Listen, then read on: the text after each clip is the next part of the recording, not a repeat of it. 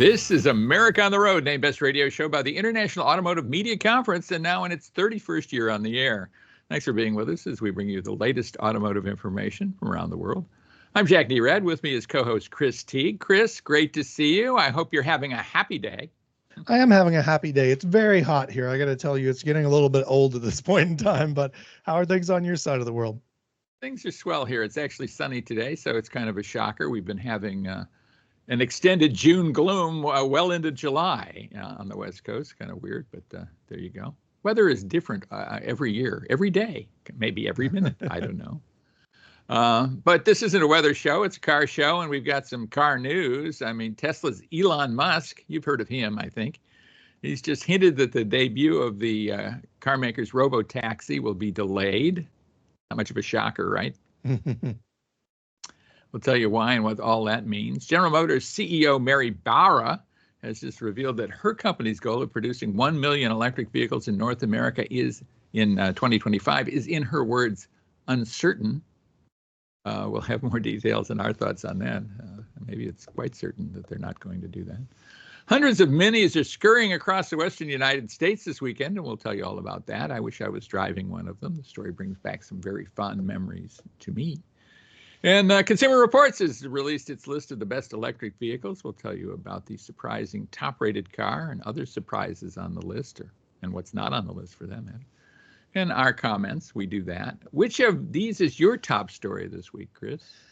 I got to say, it's hard not to talk about Elon Musk, so I think that might take it. Yeah, I'm with you.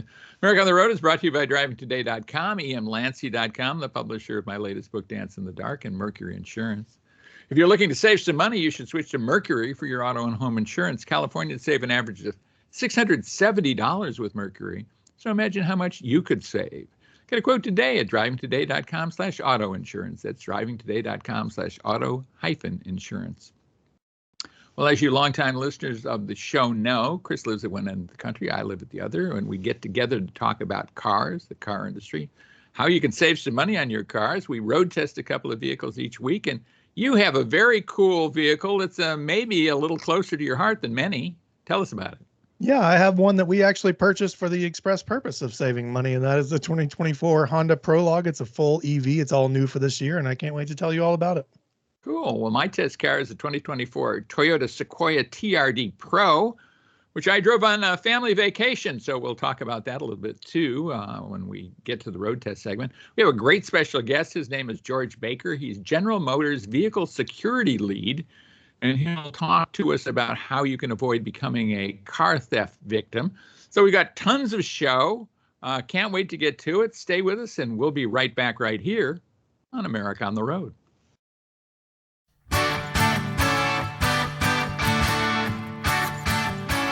Back, everybody, to America on the Road with Chris Teague, Jack Nerad back with you. And it is news time on America on the Road. And there's a lot of news out there, some of it good, some of it not so good, maybe, depending on how you look at it. But we'll talk about it all. And number one, we want to thank you for being with us on America on the Road. We do appreciate it. And Elon Musk can't stay out of the news, can he, Chris? I mean, it's a big story about him and the RoboTaxi that he'd announced a while ago. It's apparently going to be delayed. What's your overall thoughts about all this?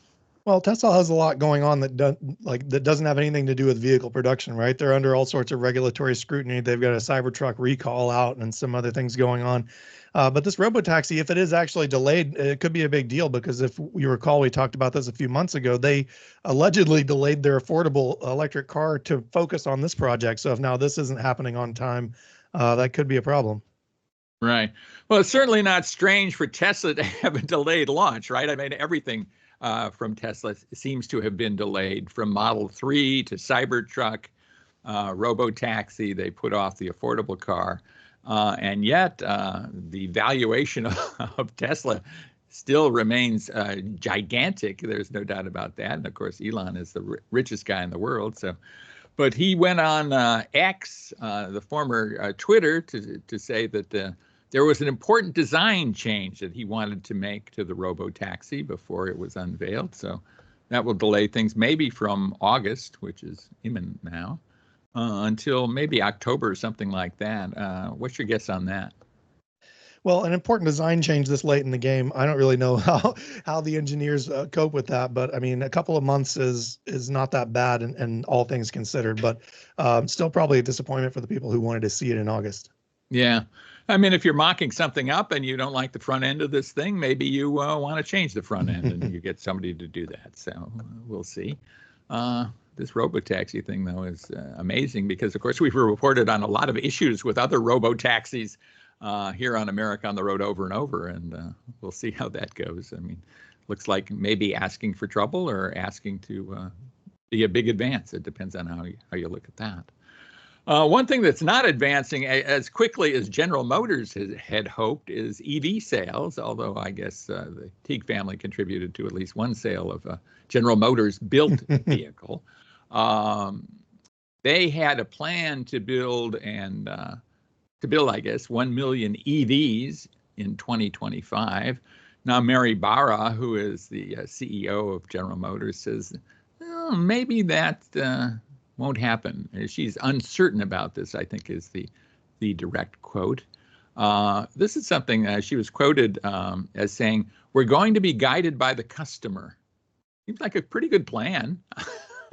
I'm not sure why they have not been guided by the customer up till now, but previously they've been saying over and over again they were going to be able to build 1 million EVs in 2025. Now, maybe they're not so sure about that. And I guess it doesn't matter if you can build 1 million if you can't sell 1 million.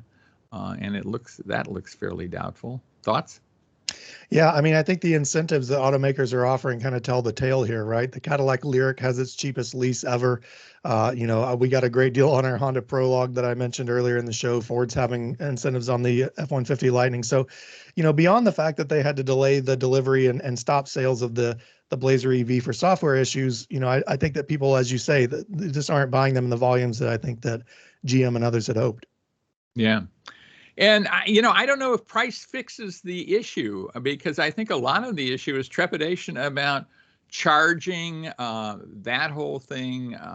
As irritating as it is to go to the gas station every now and then, maybe it's less irritating than trying to find a charging station or even, plugging in daily. I don't know. I mean, you're probably plugging in daily or getting close to that with your Honda Prologue. What are your thoughts about all that? Yeah, I mean, love them or hate them, this is one of the things that Tesla did really right out of the gate, is that they built the charging network and then sold vehicles to go along with it. And so, this is now where we're finding that GM and everybody else is relying on third parties to develop these networks, and they just aren't growing at the speed that they need to support the vehicles. And, I've said repeatedly that I never recommend anyone buy an EV without having a home charger, just because the public charging situation is kind of messy no matter where you are. Right.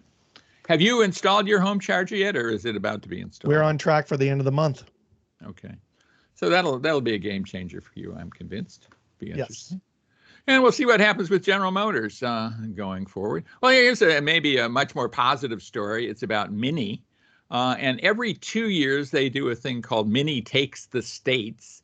Last time around, they were on the East Coast. This time around, they're in the Western United States. This thing that is going on currently, if you're seeing a ton of Minis, rambling around somewhere in the Western United States, it's probably Mini Takes the States, this rally that they have.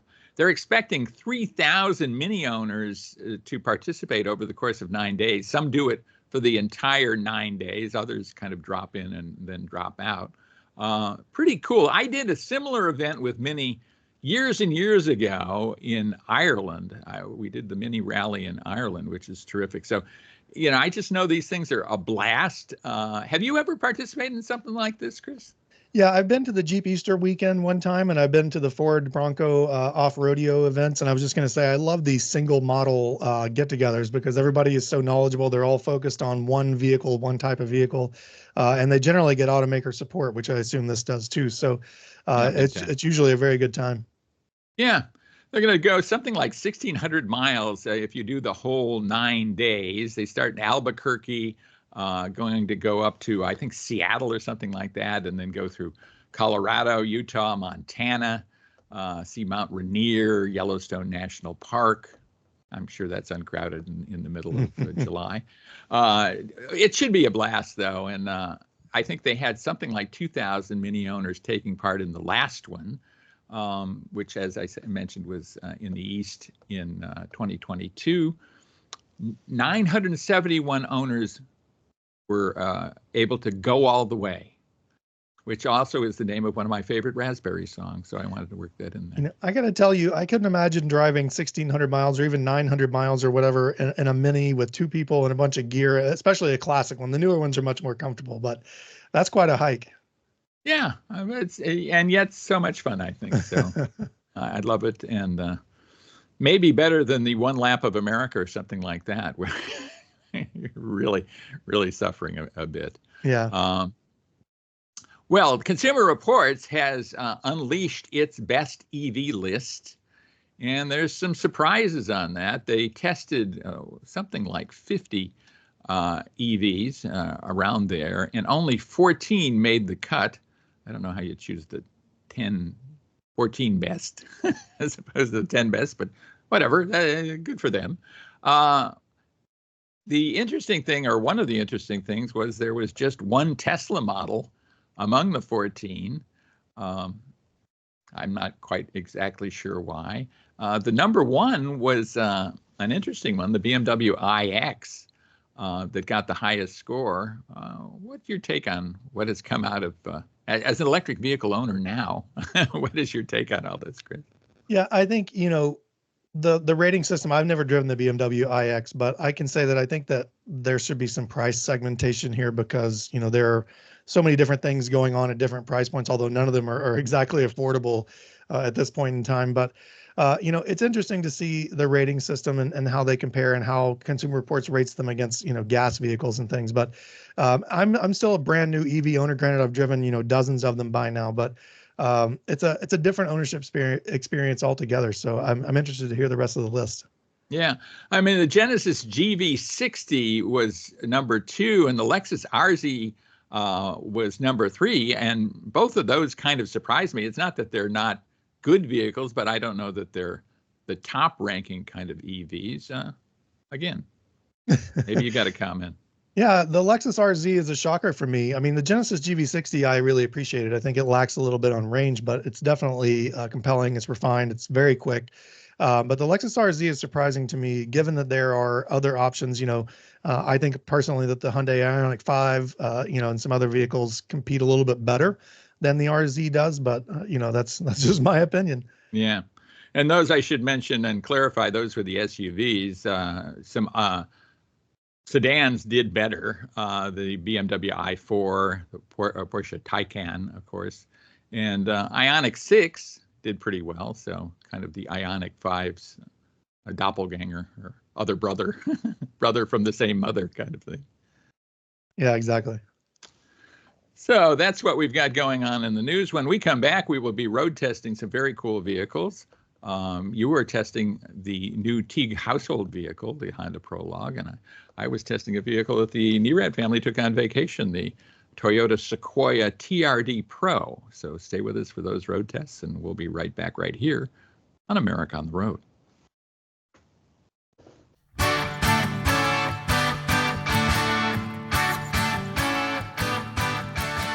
Welcome back to America on the Road with Chris Teague, Jack Nerad back with you. It is road test time for us on America on the Road. We love testing cars. And in this instance, we're testing cars that we had a lot of family time in. You're going to spend a ton of family time in the car you're going to be talking about. Chris, tell us about it. Yeah, we recently bought the 2024 Honda Prologue. We traded our 2021 Volvo XC90 for this vehicle for the simple reason that we were tired of spending so much money on fuel, and the lease payments on the Honda Prologue are very, very strong right now, at least in some places, I believe. If I take a step back, you can get into the Honda Prologue for around $49,000, which is not cheap to start. We have the Elite all-wheel drive trim, which is the top trim, for almost $60,000. But before I go too far, I want to talk about tax credits and everything like that. So this vehicle, having been built by General Motors in Mexico, is eligible for the federal tax credit of $7,500. Honda offers conquest discounts. So I own a Toyota GR Corolla. We got a discount for that.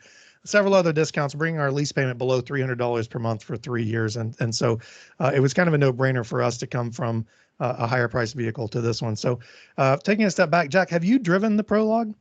I haven't. I don't think a whole lot of us in the media business have, actually, but I certainly haven't. Okay. Well, the Elite all-wheel drive trim, you get dual motor all-wheel drive. You've got 288 horsepower, 333 pound-feet of torque, and our vehicle is rated at 273 miles per charge. And I will tell you that in the summer here, we're getting probably closer to 250, 255, something like that, I think will be our average. Honda says you can reach a charge of 80% in about from 20 to 80% in about 35 minutes, which isn't too bad. But as I've talked about many times here on the show, the fastest charger here in my hometown is 50 kilowatts, which takes about 2 hours to reach 80%. But the home charger will solve that for us. So no big deal there at all. I got to tell you, Jack, this vehicle does not feel super quick. It is not very sporty, but that is exactly what my wife wanted. She commutes in this vehicle. We take the kids to school and to dance practices and all sorts of things. And so the all-out speed for us and, sporty handling weren't the biggest selling points here. It's got a comfortable ride. It's exceptionally quiet inside. And you don't get a lot of the road and wind noise that you get from some other EVs with like the sportier tilt, because we have plenty of sound deadening material in this vehicle. I got to tell you, I think that Honda did a knockout job on the styling here. It's based on the Chevrolet Blazer EV, or it shares a lot of its underpinnings with the Chevrolet Blazer EV. But I like the styling better. I think Honda did a good job with the curves. It's a nice, smooth-looking vehicle. It's not sharp and aggressive like the Blazer EV is. So I appreciate that. The top Elite trim here comes with leather upholstery. You get a heated steering wheel, heated and ventilated front seats. You got memory driver seats and power front passenger seat, excuse me. And we also have heated second row seats. The front row of this vehicle is very spacious, Jack. You don't have the transmission tunnel that you do in something like a Honda Passport where, you have the bump. And so there's extra storage underneath the center console. The visibility out front is very good. The front pillars, the A-pillars are very slim. The dash is low. It's something that my wife, who is only 5'1", says she really appreciates because she doesn't have to crane her neck to see over the hood when we're going over a hill or something like that. The back seats are very spacious too. I got to tell you, my kids came from our Volvo, which had very comfortable rear seats, very, very contoured, very nice seats, to the Prologue, which the bench is a little bit flatter and a little bit less fancy, but they have plenty of room. They say it's well padded, and they enjoy the heated seats because it does get chilly here at night, even though it's still almost 90 in the afternoons here.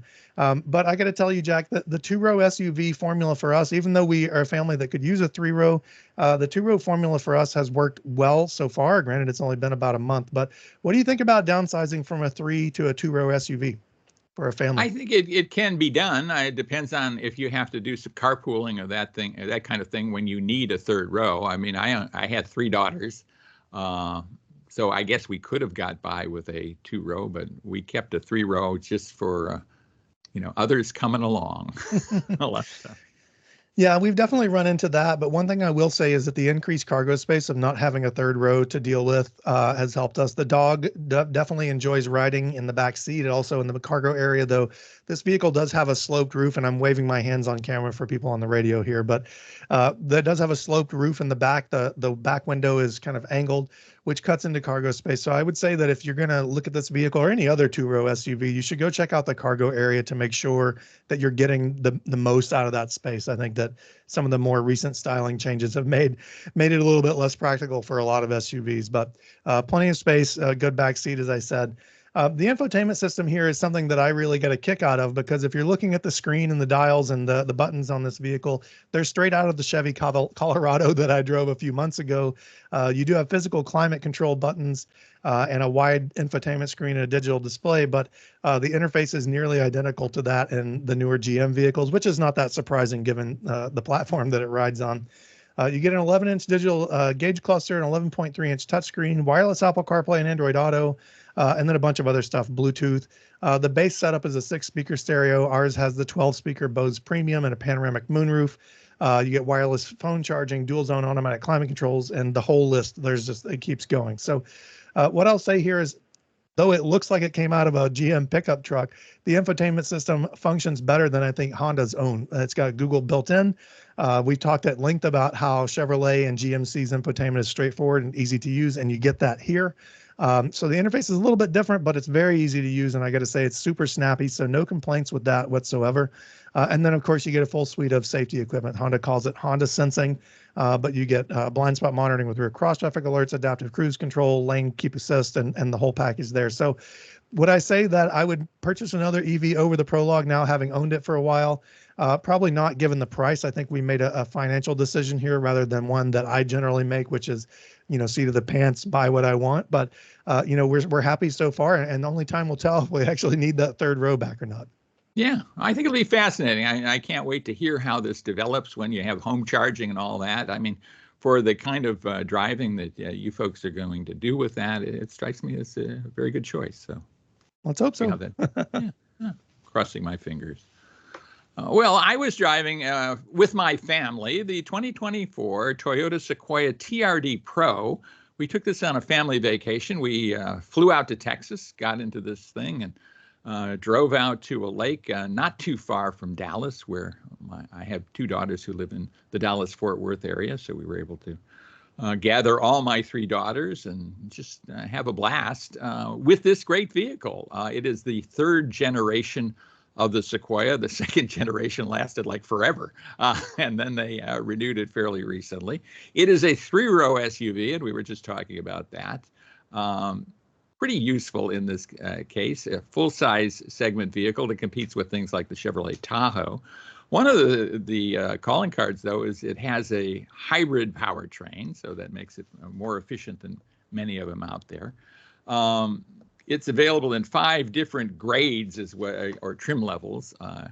Toyota calls them grades: SR5, Limited, Platinum, TRD Pro, and the Capstone. And as I mentioned, we were driving the TRD Pro because, we're off-roaders, true and true.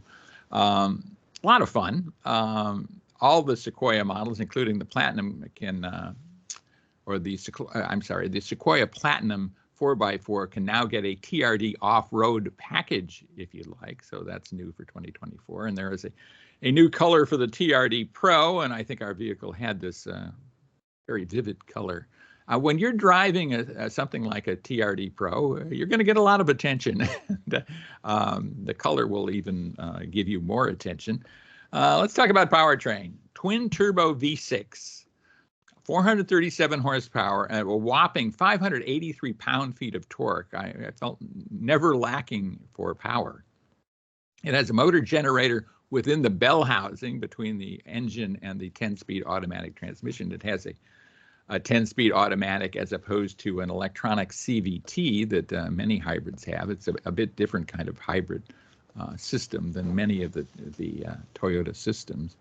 The TRD Pro is offered only as a 4-wheel drive vehicle with part-time 4-wheel drive system with a transfer case. So that's full-on off-road.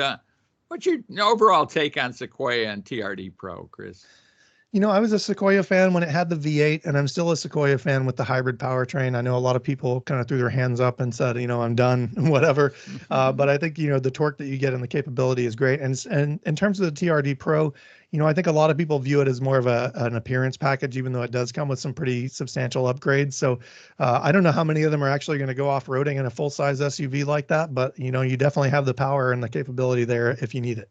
Yeah, I think you have the capability, like you say. I don't think a lot of people are going to do that, and having the capability, though, makes it worthwhile. And I think it is a fully capable vehicle. I mean, the fact that it has a 2-speed transfer case is one kind of indication of that.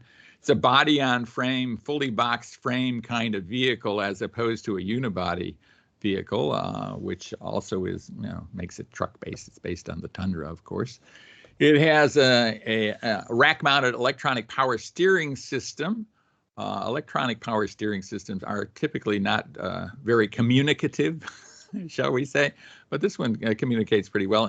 It also has a multi-link rear suspension, which I think is a major advantage, and you can get load leveling air suspension and adaptive variable suspension. So pretty cool stuff there. I think overall, this worked as a suburban hauler.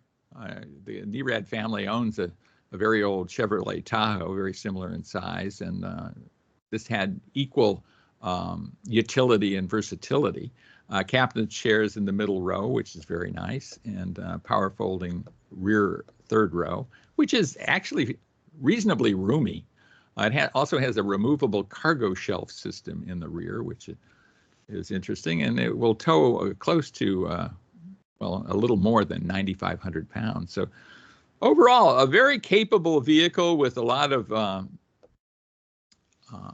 safety equipment as well. It has the homegrown Toyota infotainment system, which I think is pretty good. I wouldn't say it's state of the art, maybe not as good as the system in the Honda Prologue that you tested, but certainly brings Toyota out of the Stone Age, I would say, into a very competitive position. So overall, this is a vehicle I liked a lot. I think a lot of people will get a kick out of it, enjoy it. They will enjoy the looks of it. Maybe they will never partake of the off-road prowess that it has, but it's got it. And if you wanted to do that, you certainly could. I think its size is the only thing that kind of stands in its way in terms of being a really superior off-road vehicle, but it's certainly got all the chops, including Fox-tuned shocks and other things, and off-road tires, all-terrain tires. It's a vehicle that I like, and I think I imagine you like it too. Yep, I'm a fan. Yeah. So good stuff from Toyota, good stuff from Honda here via General Motors. And when we come back, we will have good stuff from a terrific guest. His name is George Baker. He is the vehicle security lead for General Motors. So stay with us for that, and we'll try to help you avoid getting your car stolen. Stay with us, and we'll be right back.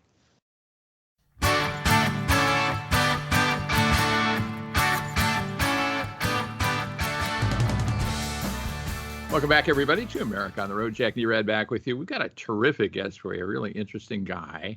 George Baker is General Motors vehicle security lead. Great background in vehicle security. And we're going to talk about something that's almost an epidemic, I think, these days, is car theft. I mean, we're hearing a lot about car theft. It's an important issue. And George, thanks for being with us. We do appreciate it. Jack, we appreciate the invitation, sir. I'll tell you, we're hearing more and more. I live in the West Coast, and there's a ton of car theft out here, but I think car theft is a national issue, a national problem. Tell us a little bit about that before we dive into this a little more. Okay, little background. Back in 2020, the National Insurance Crime Bureau's data statisticians told us that we saw some 873,000 vehicles that were stolen across the nation.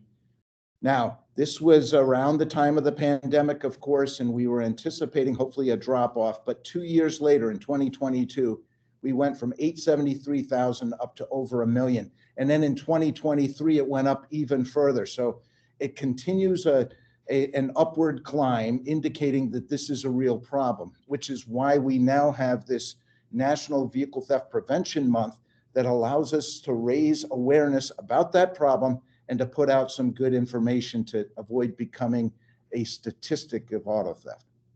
Yeah, you certainly don't want to become a statistic of auto theft. It's expensive for you. It's a hassle. There's just so many reasons to avoid that. So you're the expert on this. Why don't you give us some tips about how folks can avoid having their car stolen? We basically have 3 areas that we're focused on and that we're putting out, as well as a number of the other associations and law enforcement agencies. And first and foremost, we're talking about protecting the key and keys assigned to the vehicle. Then we're talking about making sure that we're in a secure mindset when we're operating the vehicle and parking that vehicle. And then lastly, we want to emphasize the third leg in this tripod, if you will, which is contacting authorities as soon as you realize that you're a victim of auto theft. Let's go into protecting the keys. I mean, a lot of people have the typical key that we've always had, but a lot of people now have electronic keys, digital keys. There's all kinds of different key technologies these days. Talk about that a little bit, would you? Yes, sir. Those are called PEPs, passive entry, passive start keys here at GM, but many people call them smart keys. And they can be very confusing, it's to some, and very helpful or convenient to others, frankly. So what we really want to focus in on is the fact that as vehicles become more and more technologically advanced, thieves are more oriented on getting the keys in order to steal your vehicle. So our estimation is that about 50% of all auto theft of GM products involves the key assigned to the vehicle. So if nothing else, if your listeners would be able to maintain better key control and basically treat their keys as if they were an envelope stuffed full of $100 bills, that would make a real difference in the theft rate. So we're talking about things like recognizing that thieves now are entering homes in order to gain access to the key and then leaving quickly with the vehicles in the driveway or in the garage. So we want to make sure that in the homes, your keys are not hanging on the wall to the garage door or the front door, but elsewhere within the home. That's number one. Number two, we want to make sure that you never ever leave your vehicle running unoccupied with the key inside. Or with these new smart keys, if you're inside your vehicle, you start the vehicle, then you leave and lock the door. Unfortunately, the vehicle still thinks that it's authorized to drive. So if a thief can get inside your vehicle, break a window, crawl inside, or otherwise get inside, then they will be able to drive the vehicle away and you've got an auto theft. Why? Because you allowed your key to authorize ignition and propulsion. So what you want to do in those scenarios is get out of the vehicle, turn it off, lock it up, take the keys with you, never leave a spare fob inside, because that's a big problem, as you might imagine. Leave, and then what you do is lock it up, and you can use the remote start function in order to cool off the vehicle or warm it up in the winter without any security concerns. So those are all the key areas. Actually, there's one more I want to bring up real quickly, if I may. Please do. Wheel locks are the most popular accessory that we have at our dealerships. Why? Because rims and tires can be quite expensive and very desirable to thieves. And the issue is that the thieves know where to look for the key that needs to be inside the vehicle in order to remove those wheels if you ever had a flat tire, for example. So what they'll do is break the window without triggering the alarm. They'll reach in and they'll look inside the glove compartment, or they'll look inside the center console where most folks will keep that key. That's where we don't want you to keep the key. Put it somewhere else. Be creative about it. Put it in a black envelope and in the spare tire compartment area, for example, but make it far more difficult to get access to that key, and you're more likely to keep your wheels and tires. So that's kind of what we're putting out when it comes to the key question. Yeah, let me ask you one more question about keys too, George. These days, a lot of vehicles with stop start, it's hard to know whether they're on or off, right? I mean, a lot of people, I think, are getting out of cars. It seems like the car is turned off because you don't hear the motor running. But on the other hand, it's still on. It's still activatable, right? Talk about that. That's right. That's happened to me. It's happened to my wife. It happens to my family. It happens to all of us. But the way GM products are designed to work, and I imagine other OEMs might have the same scenario, is a triple chirp when you attempt to lock your vehicle when you close the door indicates one of two things. It either indicates, and it's a beep, beep, beep, very quick, but that indication tells you that you've left a fob inside the vehicle, which is a no-no, as we just described, or it means that your vehicle is still on, which means then you need to get back on there, press that button again in order to turn off the vehicle. And then when you attempt to lock up, you'll get your conventional chirp, single chirp. But it's that triple chirp that's designed to tell you that something's wrong. Yeah. Well, I guess we've gone over keys. What's the next thing that consumers should be aware of? The next thing is the mindset of security. Thinking about when you refuel your vehicle, for example, thinking about the possibility of someone entering your vehicle while you're distracted by the pump and the credit card transaction. So what I do personally, what we recommend here at GM is lock the doors and take the keys with you. Take your cell phone as well. You shouldn't be using your phone, but you should certainly be able to have it in your back pocket. So the last thing you want is to open up the door after you've fueled up and realize a quarter mile down the road that there's an assailant in the back seat hidden with a knife in his hand. So we want to avoid that in a big way. So that's part of being security minded when you're operating your vehicle. Also, wherever you park, we all grew up with this recommendation, but it's valid today more than ever. Wherever you park, you want to make sure you're in an illuminated spot that's well trafficked. If there's a human attendant, for example, who can keep an eye on your vehicle, you tip that attendant. All those things are great, but you just don't want to park in those areas where you know you're going to get hit by a thief. Also, one recommendation is, and I'm guilty of this sometimes myself, our garages tend to be a bit overfull of toys and tractors and other things, but they're really supposed to be protecting our vehicles. So parking inside a garage with the door locked is very important, but don't think that just because your vehicle's inside, that now you can keep the key inside the vehicle and the doors unlocked to the car, because that's a no-no. And garage doors are notoriously easy to defeat. So it's better than out on the street where they can be observed by thieves who will sometimes walk around in subdivisions and open and check on doors and just to see which doors have been left unlocked. Or they're looking inside to see if there's any valuables. And if they see valuables, they're going to do a smash and grab. But these days now, because of these automatic or these smart keys that you mentioned, they'll get inside and actually attempt ignition. And in many cases, they're driving the vehicle away because there's a second key inside that cabin. Yeah. And one of the things I think you want to do is make your car less desirable as a theft target than every other vehicle on the street, right? I mean, that's a key. To a degree, of course, we all want desirable cars, of course, and keep them clean, looking sharp and all that kind of deal. But a lot of people think that, well, I have an older model, I have a nondescript vehicle, nobody's going to want to steal this vehicle. But unfortunately, thieves sometimes want a vehicle that is not going to be noticed. And I'm also talking about like where you park, right? Make it a less desirable place. Oh, yeah, you know, the illumination. You don't want the thief to be, and the thief doesn't want to be in a place that's got a lot of light on it. They will pick a car that's in a darker area, right? That's right. That's right, Jack. You want to be in open areas that are easily seen, and if that's unavoidable, another option is to get a Lyft or an Uber to that location, and just don't drive there to begin with. Lots of opportunity for you to use your head and think with security in mind in order to avoid your vehicle being stolen. Right.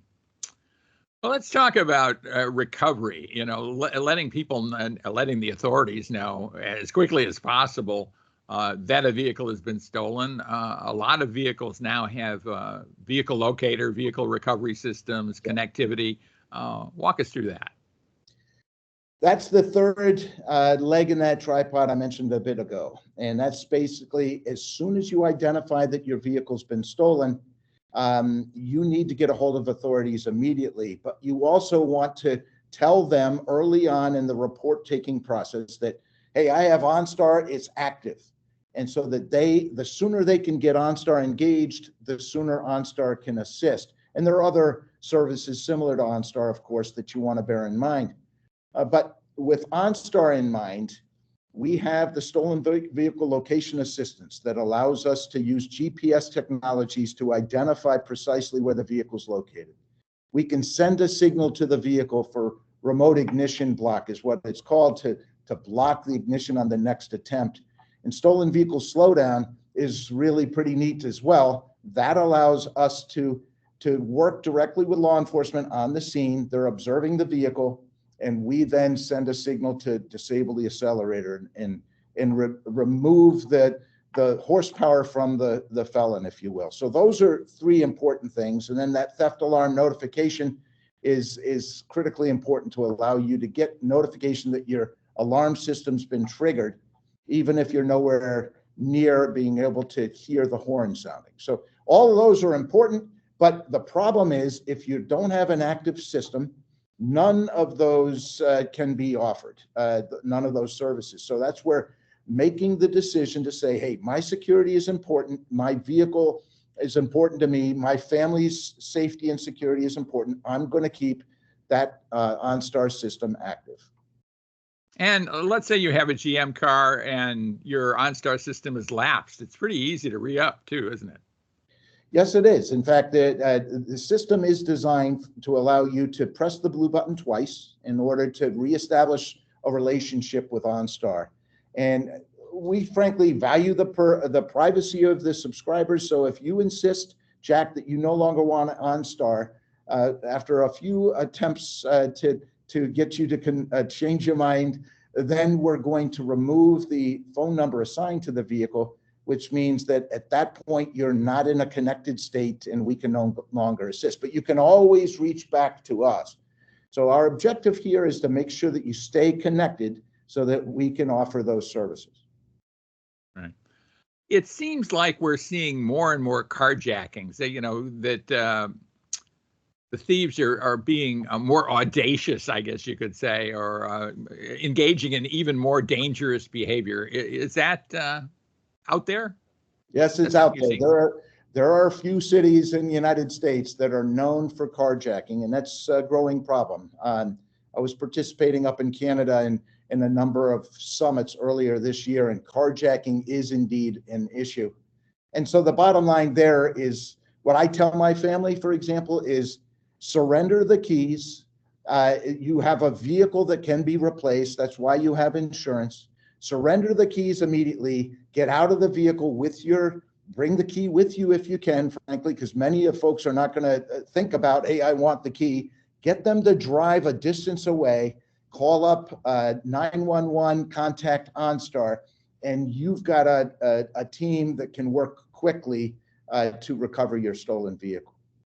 I think a lot of people might think, why doesn't OnStar just, force the vehicle to come to a halt, to stop it immediately when a stolen vehicle is reported? Tell us about that, because there's certainly safety concerns there, aren't there? Yeah, absolutely. It is all about safety. The issue is we don't know where that vehicle will be traveling at that point when it is automatically stopped, which is why, and I was part of the development of stolen vehicle slowdown back in 2007 or so. We rolled it out in 2008.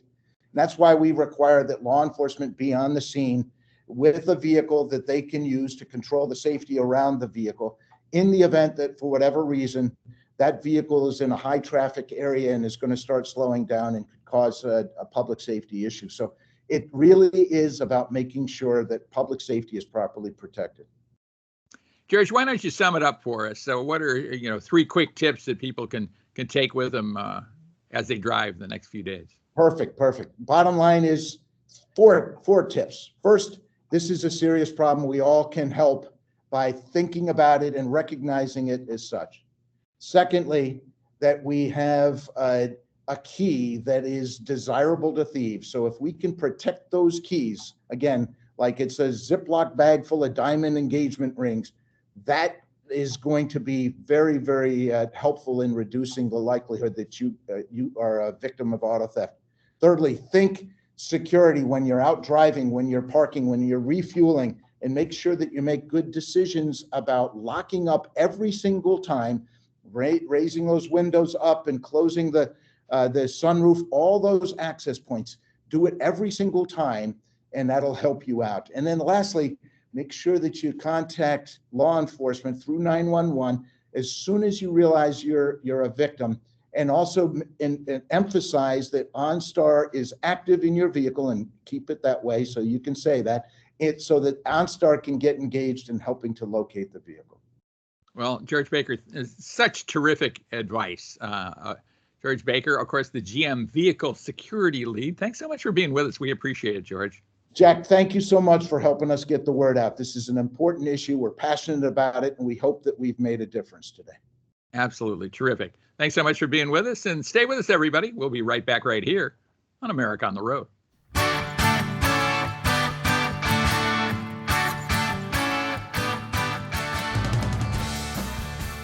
And that was our interview with George Baker. He is the vehicle security lead for General Motors. Thanks so much to him for joining us, giving us some tips on avoiding car theft.